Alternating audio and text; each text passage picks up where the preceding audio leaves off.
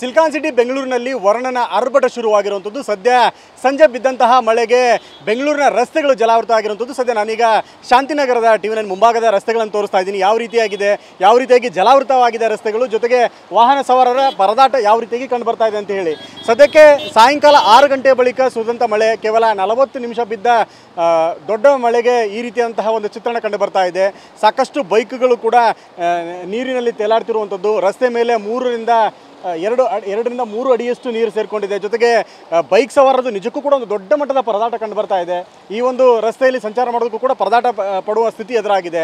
ಇನ್ನು traffic jam ಕೂಡ ಕಂಡು ಬರ್ತಾ ಇದೆ.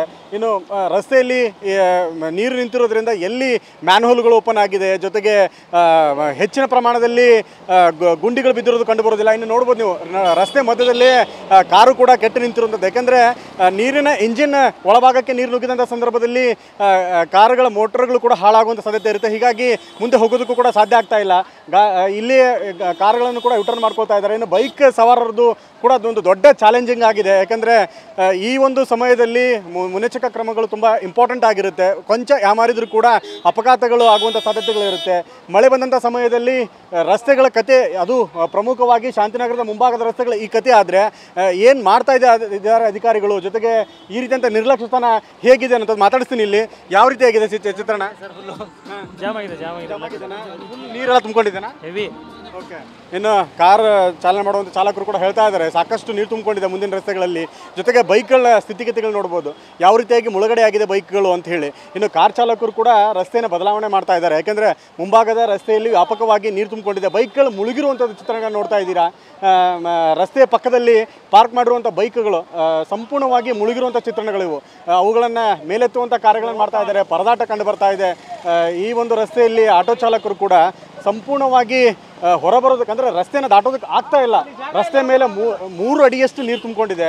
ಇದು ಸದ್ಯದ ಬೆಂಗಳೂರಿನ ರಸ್ತೆಗಳು. ಕೇವಲ ಬಂದಂಥ ಒಂದು ದೊಡ್ಡ ಮಳೆ ಈ ರೀತಿಯಂಥ ನಾನಾ ಅವಾಂತರಗಳು ಕಾರಣ ಆಗುತ್ತೆ. ಅಂದರೆ ಅಧಿಕಾರಿಗಳು ಎಷ್ಟು ಮಟ್ಟಿಗೆ ಎಚ್ಚೆತ್ತುಕೊಂಡಿದ್ದಾರೆ. ಮಳೆ ಬರುವಂಥ ಈಗ ಆಲ್ರೆಡಿ ಶುರುವಾಗಿರುವಂಥದ್ದು ಪೂರ್ವ ಮುಂಗಾರು ಶುರುವಾಗಿದೆ. ಇನ್ಮೇಲೆ ಮುಂದಿನ ದಿನಮಾನಗಳಲ್ಲಿ ದೊಡ್ಡ ದೊಡ್ಡ ಮಳೆಗಳು ಬರುತ್ತೆ ಅಂದರೆ ರಸ್ತೆಗಳು ಒಳಚರಂಡಿಗಳು ತುಂಬಿಕೊಂಡಿರುತ್ತೆ. ಇಂಥ ಸಮಯದಲ್ಲಿ ಅವುಗಳನ್ನು ಹೂಳೆತ್ತಬೇಕು. ಜೊತೆಗೆ ನೀರು ಹೋಗೋದಕ್ಕೆ ಬೇಕಾಗಿರುವಂತಹ ಸುವ್ಯವಸ್ಥಿತ ರಸ್ತೆ ಸಂಪರ್ಕಗಳನ್ನು ಕಲ್ಪಿಸಬೇಕು. ನೀರು ಹೋಗೋದಕ್ಕೆ ಬೇಕಾಗಿರೋ ವ್ಯವಸ್ಥೆಗಳನ್ನು ಮಾಡಬೇಕು. ಆದರೆ ಅಧಿಕಾರಿಗಳು ಇನ್ನೂ ಕೂಡ ಮಳೆಗಾಲದ ಮುನ್ಸೂಚನೆ ಅಂದರೆ ಪೂರ್ವ ಮುಂಗಾರು ಶುರು ಆದರೂ ಅಧಿಕಾರಿಗಳಿಗೆ ಇನ್ನೂ ಮುಂಗಾರು ಶುರು ಆಗಿಲ್ಲ ಅಂತ ಕಾಣಿಸುತ್ತೆ. ಹೀಗಾಗಿ ಇಂಥ ನಿರ್ಲಕ್ಷ್ಯತರ ಕಂಡು ಬರ್ತಾ ಇದೆ. ಈಗಾಗಲೇ ಹಿಂದೆ DCM ಸೂಚನೆ ಕೊಟ್ಟಿದ್ದರು, ಎಲ್ಲ ಮುನ್ನೆಚ್ಚರಿಕಾ ಕ್ರಮಗಳನ್ನು ಕೈಗೊಳ್ಳಿ, ಒಣಗಿರೋ ಮರದ ಕೊಂಬೆಗಳನ್ನು ತೆರವು ಮಾಡಿ, ಜೊತೆಗೆ ನೀರು ಹೋಗೋದಕ್ಕೆ ಬೇಕಾಗಿರುವಂಥ ವ್ಯವಸ್ಥೆಗಳನ್ನು ಮಾಡ್ಕೊಳ್ಳಿ, ಜನರು ಪರದಾಡುವ ಹಾಗೆ ಮಾಡಬೇಡಿ ಅಂತ ಹೇಳಿ. ಇದು ಕೇವಲ ಬೆಂಗಳೂರಿನ ಹೃದಯ ಭಾಗದಲ್ಲಿರುವಂಥ ಏರಿಯಾಗಳ ಸ್ಥಿತಿಗತಿಗಳು ಹಿಂಗಾದರೆ ಜನ ಹೇಗೆ ಸಂಚಾರ ಮಾಡಬೇಕು, ಯಾವ ರೀತಿಯಾಗಿ ಪರದಾಡ್ತಾ ಇದ್ದಾರೆ. ಯಾಕಂದರೆ ಒಂದು 3 ಅಡಿಯಷ್ಟು ನೀರಿಂತಾಗ ಕಾರುಗಳ ಸಂಚಾರ ಕೂಡ ತುಂಬ ದೊಡ್ಡ ಮಟ್ಟದಲ್ಲಿ ಕಷ್ಟ ಆಗುತ್ತೆ. ನನ್ನ ಬಲಭಾಗದಲ್ಲಿ ನಮ್ಮ ಕ್ಯಾಮ್ರಾಮನ್ ಗಣೇಶ್ ಪ್ರಸಾದ್ ತೋರಿಸ್ತಾ ಹೋಗ್ತಾರೆ ಹೇಗೆ ಸರ್ಕಸ್ ಮಾಡ್ತಾ ಇದ್ದಾರೆ ಮುಳುಗಿರುವಂಥ ಗಾಡಿಗಳನ್ನು ಮೇಲೆತ್ತೋದಕ್ಕೆ ಅಂತೇಳಿ. ಇದು ವಾಸ್ತವ ಚಿತ್ರಣ. ಯಾಕೆಂದರೆ ಬೈಕ್ಗಳನ್ನ ರಕ್ಷಣೆ ಮಾಡಬೇಕಾಗಿರುತ್ತೆ, ಇಲ್ಲಾಂದರೆ ಕಂಪ್ಲೀಟಾಗಿ ಹಾಳಾಗಿ ಹೋಗ್ಬಿಡುತ್ತೆ.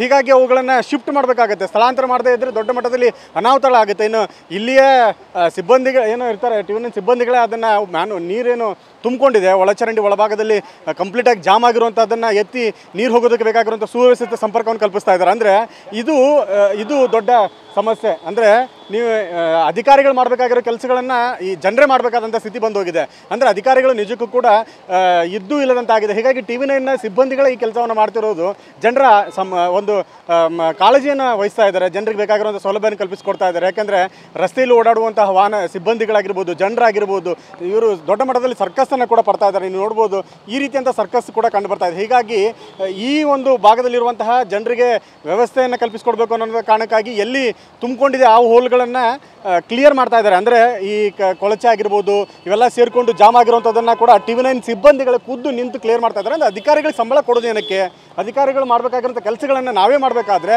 ಅಧಿಕಾರಿಗಳು ಇರೋದೇನಕ್ಕೆ, ಕೆಲಸಗಾರ ಇರೋದೇನಕ್ಕೆ? ಇಂತಹ ಒಂದು ಸ್ಥಿತಿ, ಇಂತಹ ಒಂದು ದೊಡ್ಡ ಮಟ್ಟದ ನಿರ್ಲಕ್ಷ್ಯತನ, ಬೇಜವಾಬ್ದಾರಿತನ ನೋಡಿ ಓಪನ್ ಆಗ್ತಾ ಇದೆ. ಹಾಗೆ ನೀರು ತುಂಬ ಸಲೀಸಾಗಿ ಒಳಗಡೆ ಹೋಗ್ತಾ ಇದೆ. ನೀರಿನ ಪ್ರಮಾಣ ಕಡಿಮೆ ಆಗುತ್ತೆ. ಈ ಕೆಲಸವನ್ನು ಮಾಡಬೇಕಾಗಿರುವಂಥದ್ದು BBMP ಜವಾಬ್ದಾರಿ. ಆದರೆ ಇದನ್ನು ಟಿ9 ಸಿಬ್ಬಂದಿಗಳು ಮಾಡ್ತಾ ಇದ್ದಾರೆ. ಟಿ9 ಸಿಬ್ಬಂದಿಗಳು ಸ್ವತಃ ಬಂದು ರಸ್ತೆಯ ಮೇಲೆ ಆಗಿರುವಂತಹ ಅನಾಹುತಗಳನ್ನು ಸರಿಪಡಿಸುವಂಥದ್ದು, ನೀರನ್ನು ಹೊರ ಹೋಗೋದಕ್ಕೆ ಬೇಕಾಗಿರೋ ವ್ಯವಸ್ಥೆಯನ್ನು ಕಲ್ಪಿಸುವಂಥದ್ದು, ಜನರಿಗೆ ಅವಕಾಶ ಮಾಡಿಕೊಡುವಂಥದ್ದು, ಇದು ಪ್ರತಿ ಬಾರಿ ಕೂಡ ಮಳೆ ಬಂದಾಗ ಇದೇ ಥರ ಜನ ಅನುಭವಿಸಬೇಕಾ ಅಥವಾ ಅಧಿಕಾರಿಗಳು ಎಚ್ಚೆತ್ಕೊಳ್ತಾರಾ, ಬೇಕಾಗಿರುವಂಥ ಸೌಲಭ್ಯಗಳನ್ನು ಕಲ್ಪಿಸ್ಕೊಡ್ತಾರೆ? ನಿಜಕ್ಕೂ ಗೊತ್ತಿಲ್ಲ. ಪೂರ್ವ ಮುಂಗಾರು ಶುರುವಾಗಿದೆ, ಮಳೆಗಳು ಬರ್ತಾ ಇದೆ. ರಾಜ್ಯ ಹವಾಮಾನ ಇಲಾಖೆ ಕೂಡ ಮುನ್ಸೂಚನೆ ಕೊಟ್ಟಿದೆ, ಮುಂದಿನ 7 ದಿವಸಗಳ ಕಾಲ ಮಳೆ ಇರುತ್ತೆ ಅಂತೇಳಿ. ಅಧಿಕಾರಿಗಳ ನಿರ್ಲಕ್ಷ್ಯತನ ಇದೆಯಲ್ಲ, ಯಾವ ಚಳಿ ಮೈ ಚಳಿ ಇದೆಯಲ್ಲ, ಅದು ಬಿಡುವವರೆಗೂ ಕೂಡ ಜನರಿಗೆ ನೆಮ್ಮದಿ ಇರೋದಿಲ್ಲ. ಮಳೆ ಬಂದರೆ ಭಯ, ಭೀತಿ, ಎಲ್ಲಿ ಬೀಳ್ತೀವಿ, ಎಲ್ಲಿ ಹೇಳ್ತೀವಿ, ಏನು ಮುರ್ಕೊಳ್ತೀವಿ ಅನ್ನೋಂಥದ್ದು ಕೂಡ ಅವ್ರಿಗೆ ಗೊತ್ತಾಗೋದಿಲ್ಲ. ಅಧಿಕಾರಿಗಳು ಎಚ್ಚೆತ್ತುಕೊಂಡಾಗಲೇ ಇವೆಲ್ಲ ಸರಿ ಆಗುವಂಥದ್ದು. ಇದು ಸದ್ಯ ಶಾಂತಿನಗರ ಸುತ್ತಮುತ್ತ ಕಂಡುಬರ್ತಾ ಇರುವಂಥ ಚಿತ್ರಗಳು. ಕೇವಲ 40 ನಿಮಿಷ ಮಳೆ ಬಿದ್ದಂಥ ಮಳೆಗೆ ಆಗಿರುವಂಥ ಅನಾಹುತಗಳು. ಕ್ಯಾಮರಾಮನ್ ಗಣೇಶ್ ಪ್ರಸಾದ್ ಜೊತೆ ವಿನಯ್ ಕುಮಾರ್ ಕಾಶಪ್ಪನವರ್, TV9 ಬೆಂಗಳೂರು.